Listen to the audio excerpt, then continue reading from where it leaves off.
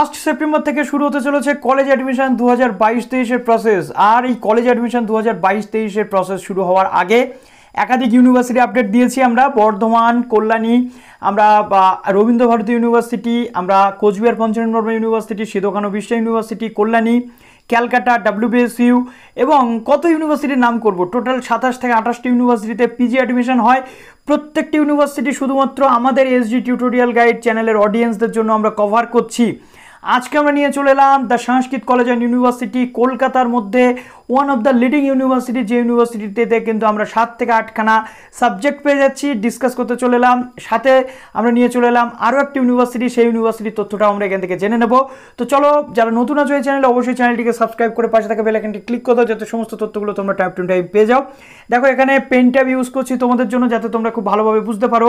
প্রথমত দেখো এখানে সংস্কৃত সাবজেক্ট পাচ্ছি 60টা সিট, 60% অনার্সে থাকলে তোমরা আবেদন করতে পারছো। বাংলা পাচ্ছি 40টা সিট, 60% অনার্সে থাকলে আবেদন করতে পারছো। ইংলিশে 40টা সিট, ফিলোসফিতে 40টা সিট, এখানে 50% নাম্বার থাকলে আবেদন করতে পারছো।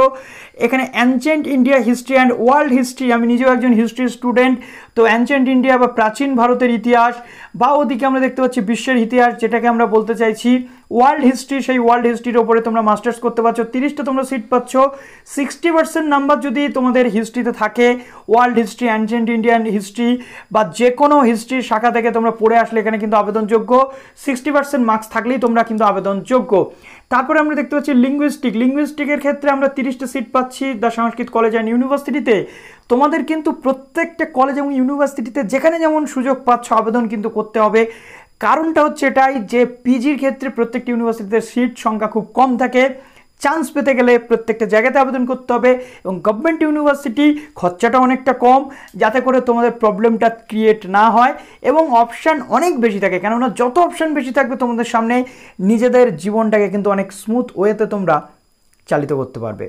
তো লিঙ্গুইস্টিক আমরা জানি যে ইংলিশ, বাংলা বা যে কোনো ল্যাঙ্গুয়েজ সাবজেক্ট বেসিস এলে আমরা আবেদন করতে পারি লিঙ্গুইস্টিকে, এবং এছাড়াও হিস্ট্রি বা অন্যান্য সাবজেক্ট যদি তুমি পড়ে থাকো, তুমি লিঙ্গুইস্টিকের জন্য আবেদন করতে পারছো। তারপরে রয়েছে এখানে অদ্বৈতা বেদান্তা, যেটা সংস্কৃতের একটা ওয়ান কাইন্ড অফ পার্ট, যেটা একমাত্র এই সংস্কৃত কলেজ এবং ইউনিভার্সিটিতে পড়ানো হয়। 30টা সিট আমরা এখান থেকে পেয়ে যাচ্ছি। 45% মার্কস সংস্কৃতে থাকলে এখানে কিন্তু আবেদন করা যায়। তো আমরা সব দেখে নিলাম যে সাবজেক্ট কী রয়েছে। এবার আমরা এখানে টুক করে দেখে নেব। দেখো ফিসটা কত থাকে, 6020 টাকা মতো পার সাবজেক্ট কিন্তু প্রায় তোমাদের অ্যাডমিশন ফিস থাকে। তথাপি SC STদের জন্য 5870 টাকা। এই যে জায়গাটা কোথায়, এটা কলেজ স্ট্রিট, অর্থাৎ ক্যালকাটা ইউনিভার্সিটি, প্রেসিডেন্সি ইউনিভার্সিটি ঠিক পাশাপাশি কিন্তু সংস্কৃত কলেজ অ্যান্ড ইউনিভার্সিটি পড়ে। সুতরাং যারা অ্যাডমিশনের জন্য চেষ্টা করছো ওয়েস্ট বেঙ্গলে বর্তমানে, তাদের জন্য কিন্তু একটা বেস্ট চয়েস হতে পারে। কমেন্টে একটু জানিয়ে দিও যে দাদা ভিডিওগুলো আপনি ঠিক বানাচ্ছেন নাকি ভুল বানাচ্ছেন, যাতে করে আমি নিজেও একটু কনফিডেন্স পাই, তাই না? তো আমরা দেখে নিলাম সংস্কৃত কলেজ এবং ইউনিভার্সিটি। এবার আমাদের সামনে চলে আসবে আরও একটা ইউনিভার্সিটি, যে ইউনিভার্সিটিটাও কিন্তু একটা খুবই ভালো একটা ইউনিভার্সিটি। তো চলো আর দেরি না করে সেই ইউনিভার্সিটির জাস্ট পেজটাতে চলে যাব।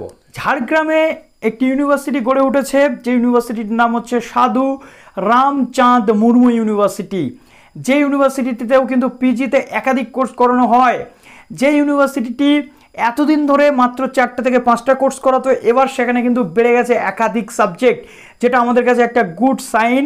আমরা বারবার বলছি যে প্রথম শুরু হওয়া ইউনিভার্সিটিগুলো প্রোগ্রেসিভ লেভেলে রয়েছে, সেখানে সিট, সেখানে সাবজেক্ট সমস্ত কিছু বাড়তে পারে। এক্সপ্যান্ড হচ্ছে ইউনিভার্সিটি, যেটা দেখে খুব ভালো লাগছে, ঠিক কিনা? আমাদের রাজ্যে নতুন নতুন ইউনিভার্সিটি তৈরি হচ্ছে আমাদের স্টুডেন্টসদের স্বার্থে। কাজেই আমাদেরকে কিন্তু ভালো করে সেই ইউনিভার্সিটিকে সাপোর্ট করতে হবে, যাতে করে আমাদের পড়াশোনাটাকে আরও ভালো নেক্সট লেভেলে আমরা নিয়ে যেতে পারি। তো এখানে আমরা দেখতে পাচ্ছি সাঁওতালি সাবজেক্ট রয়েছে 50টা সিট, ইংলিশে রয়েছে 50টা সিট, মাস কমিউনিকেশন জার্নালিজমে রয়েছে 25টা সিট, বাংলায় রয়েছে 50টা সিট, হিস্ট্রিতে 50টা সিট, ম্যাথে আমরা পাচ্ছি 50টা সিট, জিওগ্রাফিতে পাচ্ছি 50টা seat, integrated bachelor of library and information সায়েন্সে পাচ্ছি 40টা সিট, মিউজিক অ্যান্ড পারফর্মিং আর্টসে পাচ্ছি 50টা সিট, নিউট্রিশন এবং পাবলিক হেলথে পাচ্ছি এখানে আমরা কিন্তু 50টা সিট। এই প্রত্যেকটা সাবজেক্টে কিন্তু অনার্স থাকলে তোমরা আবেদন করতে পারবে, যেমনটা অন্য অন্য ইউনিভার্সিটিতে হচ্ছে। এবং নিউট্রিশন পাবলিক হেলথের ক্ষেত্রে এই যে বিষয়গুলো রয়েছে সেগুলো কিন্তু আমরা যথেষ্ট গুরুত্ব দিয়ে দেখব।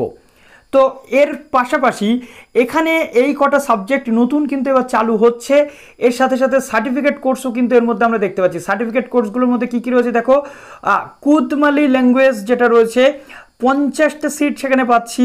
এখানে 6 মাসের একটা সার্টিফিকেট কোর্স হয়ে থাকে এবং 1 বছরের একটা সার্টিফিকেট কোর্স হয়ে থাকে, এটা কিন্তু সম্পূর্ণ প্রফেশনাল একটা কোর্স। তারপর রয়েছে ঝুমুরের উপরে সার্টিফিকেট কোর্স করতে পারছো 30টা সিট, এবং এই ইউনিভার্সিটির ক্লাস কিন্তু হয় Jhargram Raj college girls wing. অর্থাৎ এই যে নতুন ইউনিভার্সিটিগুলো রয়েছে এখনও পর্যন্ত ক্যাম্পাস না থাকার কারণে কোনো না কোনো ইউনিভার্সিটির আন্ডারে যে কলেজগুলো ছিল ডিস্ট্রিক্ট ওয়াইজ, সেই জায়গাতে কিন্তু এই ইউনিভার্সিটিগুলো সিচুয়েটেড, এখনও সেখানে ক্লাস হচ্ছে।